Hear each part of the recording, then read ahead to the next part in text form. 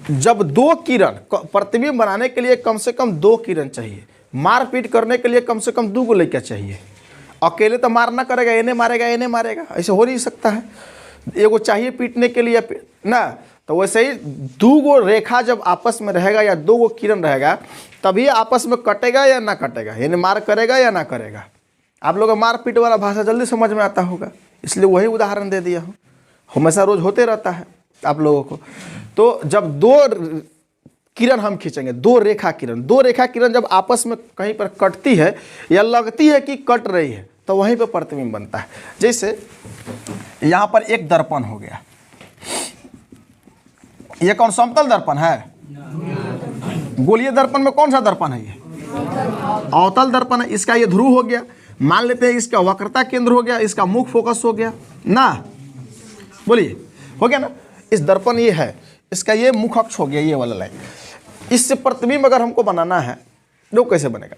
प्रतिबिंब बनाने के लिए बहुत सारी किरण निकल रही है। जैसे मेरा पूरा फोटो बन रहा है आपके आंखों में, इस प्रकाश यहाँ से आ रहा है, पूरा हर एक बिंदु से प्रकाश का परावर्तन हो रहा है और हर एक बिंदु से प्रकाश किरण जा करके आपके आंख में फोटो बना रहा है, मेरा फोटो बना रहा है, जिससे आपका हमारा क्या हो रहा है कि प्रतिबिंब दिख रहा है। एक एक बिंदु से दो गो किरण कम से कम, लेकिन बहुत सारा किरण निकलता है, लेकिन कम से कम प्रतिबिंब बनाने के लिए हमें दो गो किरण चाहिए, तब पता चलेगा एग्जिस्ट कि कहाँ पर बन रहा है वो। यहाँ पर मान लेता हूँ एक वस्तु को मैंने ले लिया यहाँ पर, ठीक है, ये इस वक्रता केंद्र है, इधर अनंत है, बहुत दूर है, इधर दोनों के बीच में ले लिया है। प्रतिबिंब बनाने के लिए पहले इसमें क्या है कि मुख अक्ष के समांतर एक किरण जाएगी और परावर्तन के बाद मुख फोकस से गुजर जाएगी। समझ में आया? मुख फोकस से क्या हो जाएगा? एक और प्रकाश के परावर्तन के नियम से हम जानते हैं कि जितना कोण बनाते हुए जाएगी उतना ही कोण बनाते हुए रिटर्न हो जाएगी, परावर्तित हो जाएगी। बोलो बउआ, हो जाएगी। तब बताओ ये किरण कहाँ कटा? यहाँ कटा है, तो ये प्रतिबिंब यहाँ पर बनेगा। कहाँ बनेगा? बना। यहाँ से बहुत सारी हर एक बिंदु से निकलेगा, नीचे से ऊपर तक सब जा करके यही नीचे से ऊपर तक यहाँ पर कटेगा, तो ये क्या बना? प्रतिबिंब बना ना। अब देखो एक ये और दर्पण हो गया, ये कौन दर्पण हो गया? उत्तल दर्पण। इसका भी इस तरह से होगा, यहाँ पर वक्रता केंद्र हो जाएगा, यहाँ मुख फोकस हो जाएगा, यहाँ पर ध्रुव हो जाएगा। अब देखो परावर्तक सतह इधर है तो इधर से ना प्रकाश डालेंगे, इधर से नहीं ना डाल सकते हैं, तो इधर से किरणें जाएगी तो क्या होगा? लगेगा कि मुख फोकस से आ रही है, अब भाग जाएगी इधर ना। यहाँ पर अगर वस्तु को हम रखते हैं तो हेलखन जाएगी, हेलखन ना भाग जाएगी। अगर यही इसी बिंदु से एक किरण जितना कोण बनाते हुए जाएगी उतना ही कोण बनाते हुए भाग जाएगी। अब उधर थोड़ा जाएगी, ये इधर परावर्तित ना हो जाएगी, यानी कि यहाँ पर बनेगा आई, यहाँ पर बनेगा आर, यहाँ पर भी बनेगा आई, यहाँ बनेगा आर। तो बताओ यहाँ पर तो इधर भाग जा रही है और ये इधर भाग जा रही है, तो इधर तो ये कटने वाला नहीं है, क्योंकि परावर्तन के बाद इधर फैल ना रहा है, ये कटेगा नहीं, ई कटेगा ही नहीं। इसको डॉट डॉट करके हम कहा सीधी रेखा में इसको इधर बढ़ाएंगे, तो यहाँ पर कटी तो यहाँ पर इसका प्रतिबिंब बनेगा। छोटा बना है कि बड़ा? छोटा बना है, सीधा बना है, उल्टा बना है ना। हाँ, तो हम बोलते हैं ऐसे समतल दर्पण से भी एक देख लो, मान लेते हैं ये समतल दर्पण है, ये वाला समतल दर्पण है, इसका ये मुख अक्ष हो गया, इसका ये ध्रुव हो जाएगा। इसका वक्रता के अंदर फोकस दूरी अनंत पर होता है, समझ में आया? बहुत दूर होता है। तो मान लीजिए यहाँ पर एक वस्तु को मैंने रख दिया, इससे इसके परावर्तन इससे आपतित किरण जाएगी, आपतित किरण जब इससे जाएगी तो क्या होगा? ये लंबवत ना जा रही है तो इसी पर परावर्तित हो जाएगी। उसके बाद जितना कोण बनाते हुए जाएगी उतना ही कोण बनाते हुए आ जाएगी ना। आई और आर से, आई बराबर आर से देखो, तो इधर ये परावर्तित होकर के भाग जाएगी, ये नहीं भाग रही है और ये इधर भाग रही है, ये फैल रही इधर कटेगी, ये पिछाड़ी कटेगी। इसको डॉट डॉट करके हम क्या करेंगे? इसको आगे बढ़ाएंगे। अब सीधी रेखा में हम बढ़ाएंगे डॉट डॉट करके, इसको भी डॉट डॉट डॉट करके हम क्या करेंगे? सीधी रेखा में बढ़ाएंगे। यहाँ पर बना ना। हाँ, हमने एग्जैक्ट जो है नाप के नहीं बनाया है, ठीक है, मैंने हाथ से बनाया है तो इधर उधर हो सकता है टेढ़ा मेढ़ा। तो ये एक प्रतिबिंब बना, इसका फोटो यहाँ बना, इसका फोटो यहाँ बना, इसका फोटो यहाँ बना। हम समतल दर्पण में जब प्रतिबिंब देखते हैं तो हमारा पीछे दर्पण के पीछे ना बनता है, ये पीछे बना। उत्तल दर्पण में भी देखेंगे ना तो पीछे बनेगा। गाड़ी उड़ी का शीशा देखते हैं ना, उत्तल दर्पण रहेगा। छोटा बनता है, देखो इसमें भी छोटा बना है ना, हाँ, ये सब छोटा बड़ा क्यों बनता है इसके डिटेल में चर्चा हम लोग करेंगे इसी चैप्टर को थोड़ा सा आगे। लेकिन हम डिफिनेशन कैसे बोलेंगे, देखो कैसे।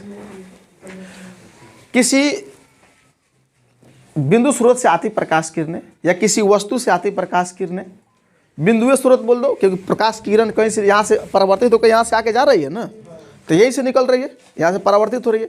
तो किसी बिंदु स्रोत से आती प्रकाश किरणें परावर्तन के या अपवर्तन के बाद जिस बिंदु पर वो कट जाती है या जिस बिंदु पर कटती हुई प्रतीत होती है, तो वह बिंदु क्या कहलाता है? प्रतिबिंब कहलाता है। समझ में आया?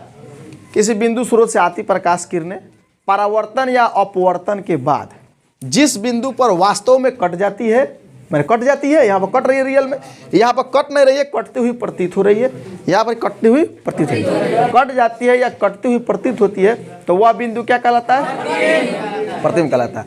अब ये परावर्तन से ना बताया है, अपवर्तनों से देख लो। मान लेता हूँ कि ये उत्तल लेंस है, क्या ये? हाँ, अभी लेंस तो पढ़े नहीं है, इसको हम कहते हैं प्रकाशीय केंद्र। इसका इसमें दो को होता है मुख फोकस, इधर मुख फोकस होगा, इधर मुख फोकस होगा। यहाँ पर 2f हो जाएगा, यहाँ पर भी 2f हो जाएगा। इसको वक्रता केंद्र को 2f से डिनोट करते हैं।